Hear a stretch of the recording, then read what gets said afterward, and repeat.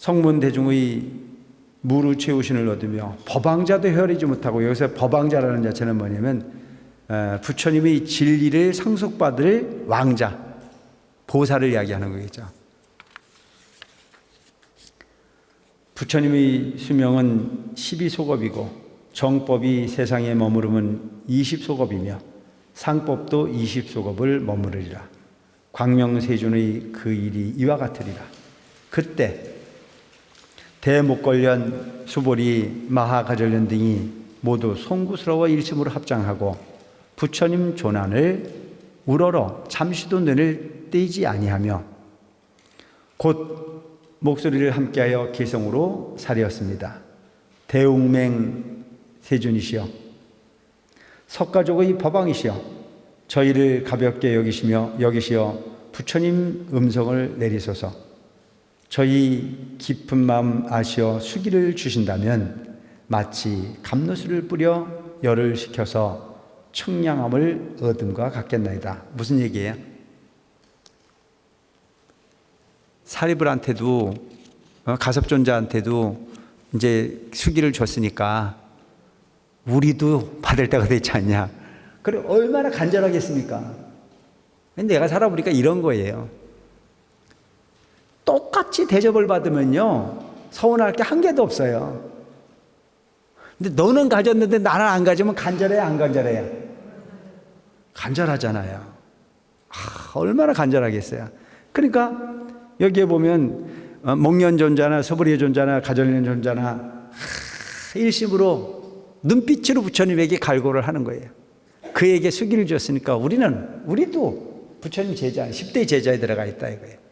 그래서 눈빛으로 갈망을 해. 우리한테도 수기를 좀 안 주시나 하고. 그래서 저희를 가볍게 여기시어 부처님의 음성을 내리셔서 저희에게도 수기를 달라 이거죠. 저희 깊은 마음 하시어 수기를 주신다면 마치 감로수를 뿌려서 열을 식혀가지고 청량함을 얻겠다. 얼마나 좋겠어요. 그 한 말씀만 들으면. 기근이든 나라에서 와서 호련히 대왕의 음식을 만났으나 오히려 의구심을 품어 감히 먹지 못하다가 왕이 먹으라고 분부 계시면 그제서야 먹듯이, 기근이 들어서 배가 고파가지고 아주 그냥 배가 창자기에 붙어 있어. 그런데 우연히 호련히 왕이 드시는 음식이 얼마나 대단하겠습니까? 대왕이 드시는 음식을 만났어. 무슨 얘기예요? 진리를 구하기 위해서 갈구했다 이거예요. 깨달음을 얻기 위해서 갈구했고 배가 창자기에 붙을 정도로 생명을 다할 정도로는 우리는 다하는 마음으로 부처님 진리를 구했다. 그런데 진리의 주인이신 부처님께서 너는 된다라고 이야기하는 그 한마디는 배고픈 기근이 들어서 배고픔에 허덕이고 있는 그가 대왕의 음식을 만났을 때 대왕이 어이 먹어 라고 하는 한마디에 완전히 얼마나 기뻤겠습니까? 그죠? 여기서 그 얘기예요. 우리는 진리를 구하기 위해서 그렇게 애를 쓰고 있는데 부처님께서 가섭존자에게 너는 언제까 부처가 돼. 얼마나 기뻤겠습니까? 행복하죠. 그래서 본인들도 저희도 이와 같아 매양 소승의 허물만 생각하고 어떻게 하면 부처님이 이해 없는 지혜를 얻을지 알지 못하옵기에 비록 부처님 음성으로 저희들도 성불하리라는 말씀을 듣잡고 마음에 오히려 근심과 두려움을 품은 것이 곧장 그 음식을 먹지 못하는 것과 같사오니 만약 부처님께서 수기를 하신다면 그때야 거의 안락하겠나이다. 그러니까 부처님께서 소승의 법을 설하실 때는 깨달음이라는 건 생각도 못해서 그냥 열반낙 내가 지금 현재 이렇게 즐겁게 살고 있으니 이게 다라고 생각했는데 오늘 부처님께서 그거는 법도 아니다 이거예요. 진짜 기중한 거 이게 있다. 대승법. 무상정등 정각의 가르침을 딱 대승을 설명하고 나니까 그동안 우리가 너무 내가 살았던 게 너무 빈약해. 내가 너무 적은 거에 매달려 살았구나. 그렇다면 우리는 언젠가 그 큰 배의 주인공이 될 수 있을까라고 생각했는데 가섭존자라든가 이런 그 제자들이 수기를 받는 모습을 보고 용기를 얻어가지고 우리에게도 수기를 주신다면 그 음식을 먹으라는 거나 마찬가지로 그렇게 기쁨을 누리겠다 이런 뜻이죠. 대웅맹 세존께서는 항상 세상을 편안케 하시려 하시니 원하옵건대 저희에게 수기를 내려 주시옵소서. 굶주린 사람이 먹으라는 분부부 잡고 밥 먹는 것과 같겠나이다. 그러니까 얼마나 간절한 거예요, 그죠? 누군가에게 인정받는 것은 그만큼 중요한 부분이란 말이죠. 특히 부처님에게 네가 부처가 될 수 있어 라고 하는 그런 그 용기 있는 한 말씀이 얼마나 중요하겠어요. 그래 여러분, 옛날에 제가 큰 스님을 모시고 있으면서 배운 게 딱 그거 여러 번 얘기를 했지만, 큰 스님은 절대 안 된다는 말씀을 한 번도 하신 적이 없어요. 처음부터 끝까지 희망이었어요. 넌 돼. 할 수 있어. 내가 그거 믿다가 중됐잖아요. 만약에 나보고 내가 원하는 바를 큰 스님한테 가가지고 큰 스님 저는 이렇게 하고 싶습니다. 넌 안 돼. 그랬으면 그때 삐져갖고 가갖고 지금까지 안 왔을 거야. 근데 그때 돼. 열심히 기도해. 열심히 노력해. 될 줄 알고 했는데 안 되더라고. 그래서 안 되다가 길을 수정해가지고 온 데가 이 머리 깎은 거 아니야. 근데 이게 여러분 참 중요한 거지 않아요? 처음부터 너는 안 돼 그랬으면 완전히 낙동강 오리야. 부처님하고 전혀 관계가 없었겠죠. 희망이 없는 곳에 뭐하러 가서 머무르겠어요. 근데 너는 돼. 너는 할 수 있어. 너는 그러니까 그 부분에 관심을 기울여서 열심히 노력하고 의지해서 가다가 힘이 딸리는 걸 스스로 알면 태도 수정을 긍정적으로 할 거 아니에요. 그러니까 부처님께서 이 사바세계에 오셔서 중생을 구제하는 부분은 중생이 가지고 있는 적은 근기의 목적을 충족시키는 부분의 목적이 있지 않아. 그건 방편이라니까. 되긴 돼. 안 되는 건 없어. 그런데 이왕이면 꿈을 꾸더라도 크게 꾸라는 얘기입니다. 아시겠죠? 그거 적은 거에 매달리지 말고 그 적은 부분에서부터 긍정을 하기 시작하면 또한 긍정으로 가다 보면 나중에는 세속적 부분의 삶이 별거 아닌 게 돼. 이제 수년을 살고 나신 분들은 다 알걸요? 절에 오기 전에는 그냥 혹시나 하고 살았는데 이제 열심히 기도하고 살다 보니까 어떤 생각이 들어요? 때가 되면 죽어야 안 죽어요? 죽어. 근데 어차피 죽을 거라면 좋은 데 가야 돼? 나쁜 거 가야 돼? 좋은 데 가야 돼. 그럼 좋은 데 갖고 싶으려면 좋은 짓을 해야 돼? 안 해야 돼? 이게 발전이잖아. 근데 지금도 이 부분에 인연이 없는 분들은 끊임없이 누군가를 속이더라도 나한테 무조건 좋은 게 오면 좋은 거지. 그렇게 생각하지 않나요? 근데 여기 와서 수년을 다니다 보니까 거저준다면 그것이 옳지 않은 거라면 기뻐하지 않아. 왜? 그것이 영원히 내 게 아니니까. 이런 이치를 알고 나면 편안해지는 거잖아요. 영원하지 않다는 것도 알고.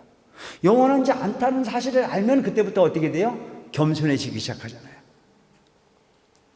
여러분, 사람 마음이 얼마나 웃기는 거냐면 어떤 사람이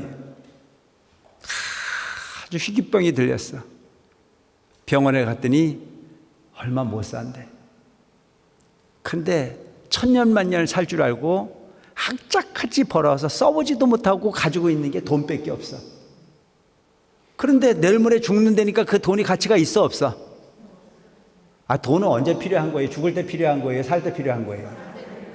아시네.